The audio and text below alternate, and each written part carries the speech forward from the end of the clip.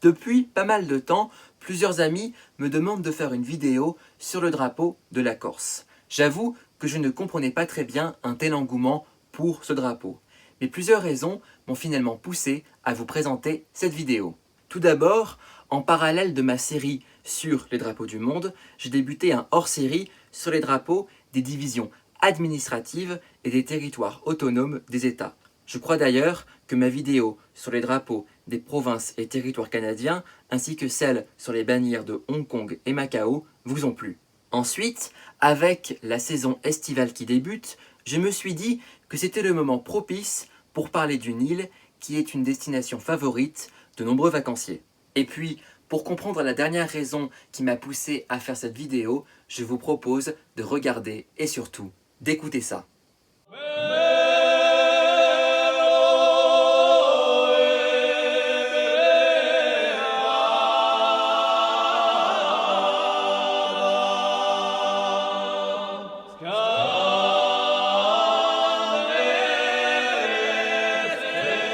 Allez, sans plus attendre, direction la Corse!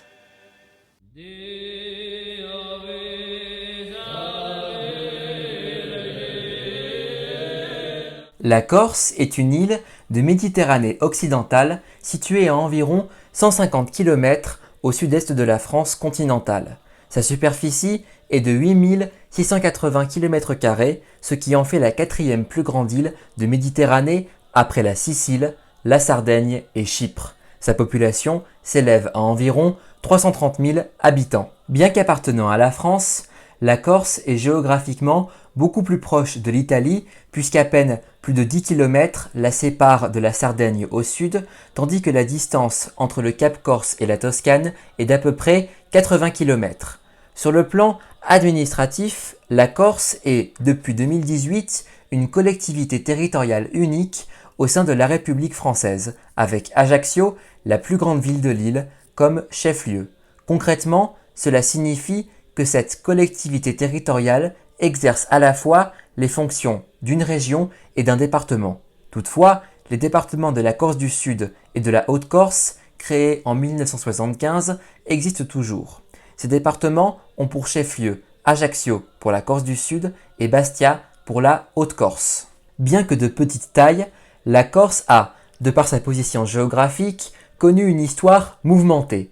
Elle a été successivement contrôlée par les Grecs, les Étrusques, les Carthaginois, les Romains, les Vandales, une population germanique, les Byzantins, les Lombards ou encore les Francs. Intégrée dans le Saint-Empire romain germanique lors de la création de ce dernier en 962, l'île passe ensuite sous le contrôle de la République de Pise en l'an 1052, puis de la République de Gênes en 1284. En 1768, les Génois, lourdement endettés, cèdent officiellement la Corse au Royaume de France, qui n'annexe toutefois l'île par la force qu'en 1769. En effet, depuis 1755, la Corse était de facto un État indépendant qui s'appelait République de Corse. Dirigée par un certain Pasquale Paoli ou Pascal Paoli en français, elle adopta un régime politique dont la constitution allait être une source d'inspiration pour de nombreux pays, notamment les États-Unis. De plus, les idéaux de démocratie, d'indépendance et de liberté prônés par Paoli furent repris par de nombreux philosophes des Lumières. Ainsi, si l'on met à part le royaume anglo-corse de 1794-1796 et l'occupation par les forces italiennes et allemandes durant la Seconde Guerre mondiale, cela fait 250 ans, au moment où je publie cette vidéo, que la Corse appartient à la France. La Corse qui est évidemment le lieu de naissance de Napoléon Bonaparte, né la même année que l'annexion de l'île par la France. Le drapeau de la Corse est reconnaissable grâce à sa célèbre tête de mort. Mais attention, mort M-A-U-R-E et non pas mort M-O-R-T. Proposé par Pascal Paoli comme emblème de la République corse dès 1755, il sera officiellement adopté en 1762 par l'Assemblée corse comme étendard de la République. Dans l'Antiquité, les Maures étaient les peuples berbères vivant en Afrique du Nord, dans l'actuel Maghreb. Par la suite, avec les conquêtes arabes des 7e et 8e siècles, le terme mort désigna les populations musulmanes du Maghreb, de la péninsule ibérique et de la Sicile. Un autre terme couramment utilisé pour ces populations au Moyen Âge fut celui de Sarrasin. Les historiens pensent que la tête de mort est apparue pour la première fois à la fin du XIIIe siècle sur les armoiries du royaume d'Aragon. En 1297, le pape Boniface VIII offre à ce royaume les îles de Sardaigne et de Corse. Cela explique pourquoi le drapeau sarde, avec ses 4 têtes de mort séparées par une croix rouge, ressemble tant au drapeau corse. Cependant, contrairement à la Sardaigne et à la Sicile, les Aragonais ne contrôleront jamais la Corse, restée aux mains des Génois. La tête de mort serait une référence aux populations arabo-musulmanes que les royaumes chrétiens, dont celui d'Aragon, combattaient. Lorsqu'ils capturaient des guerriers sarrasins, les chevaliers chrétiens avaient pour habitude de leur bander les yeux au moment de leur exécution. Comme les Sarrasins étaient considérés comme des sous-hommes par leurs adversaires, ils ne méritaient pas de voir leur exécution qui prenait souvent la forme d'une décapitation. Une fois coupées, ces têtes étaient ensuite plantées sur des pics. Pour les royaumes chrétiens, le but de cette pratique était avant tout de faire peur à leurs adversaires musulmans. D'une certaine manière, on peut considérer que la tête de mort M-A-U-R-E était bien à l'origine une tête de mort M-O-R-T. À partir du 8e siècle, beaucoup de musulmans chassés d'Espagne s'étaient réfugiés en Corse. Cette île était un point de départ idéal pour lancer des raids sur la Provence, d'où le massif des morts dans le Var. La Corse fut elle-même victime de pillages de la part des guerriers arabes, même si certains habitants de l'île en profitèrent pour faire de fructueux commerces avec les marchands musulmans. On peut ainsi considérer que le drapeau corse est un souvenir de cette période troublée. Quoi qu'il en soit, une théorie voudrait que l'actuelle bannière corse ait été dessinée en 1573 par le géographe Giacomo Menoldi Gallerati, au nom du roi d'Espagne Philippe II, qui n'exerça qu'un contrôle théorique sur l'île, alors dominée par les Génois. Pour concevoir ce drapeau, le géographe s'est inspiré de l'étendard de la Sardaigne voisine que l'Espagne contrôlait. La différence étant qu'il n'y a ici qu'une seule tête de mort contre 4 sur le drapeau sarde et que celle-ci est tournée vers la gauche du drapeau et non vers la droite.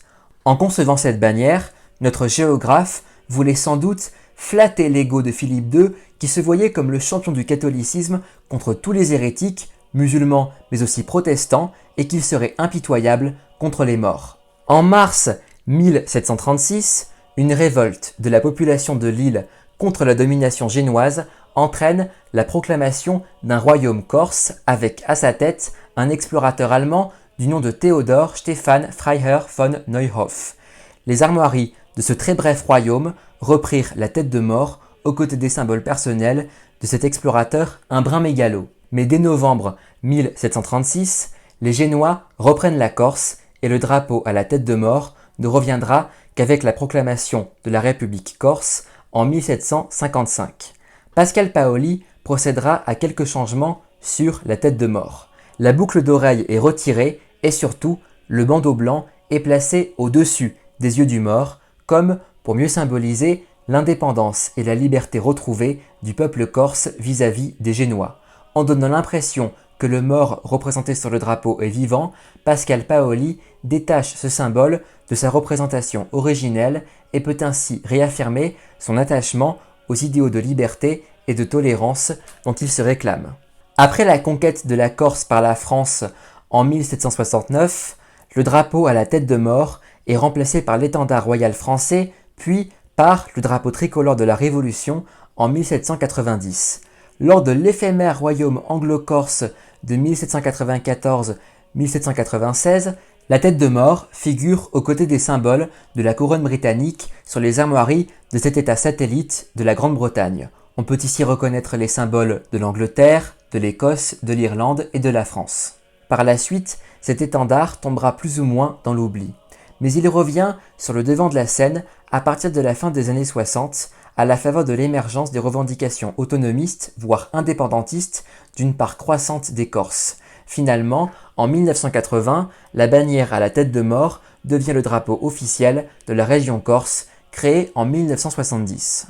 Surnommée l'île de beauté, En raison de ses paysages magnifiques, la Corse est depuis longtemps une destination de choix pour de nombreux touristes qui viennent profiter de ses plages splendides, de ses montagnes spectaculaires et de ses charmants villages. Surtout, les Corses cherchent depuis maintenant plusieurs décennies à réaffirmer leur propre identité au sein de la République française. Cela passe notamment par l'usage de la langue corse qui, bien que proche de l'italien, est une langue à part entière. Si des groupes armés ont tenté de faire entendre leurs revendications en utilisant la violence, l'écrasante majorité des Corses défendent pacifiquement leur identité et souhaitent avant tout plus d'autonomie politique tout en restant français. Quand on y réfléchit, on ne peut que comprendre leur combat. Voilà, c'est la fin de ce voyage consacré au drapeau de l'île de Beauté, de la Corse. J'espère évidemment que cette vidéo vous aura plu. Dites-moi dans les commentaires si vous aimez mes vidéos hors série des drapeaux du monde et si vous souhaitez que je les continue. En attendant, n'oubliez pas de vous abonner dès maintenant à ma chaîne YouTube, d'aimer et de partager cette vidéo et comme d'habitude, retrouvez-moi également sur Facebook, Instagram et Snapchat. Je vous dis à bientôt pour de nouvelles aventures palpitantes. Passez de bonnes vacances les amis et à bientôt. Nu asciugo c'è ragazzini di miseria e di pueretà. Vidi ingiustizia, capita serena, mi son teso spaventà.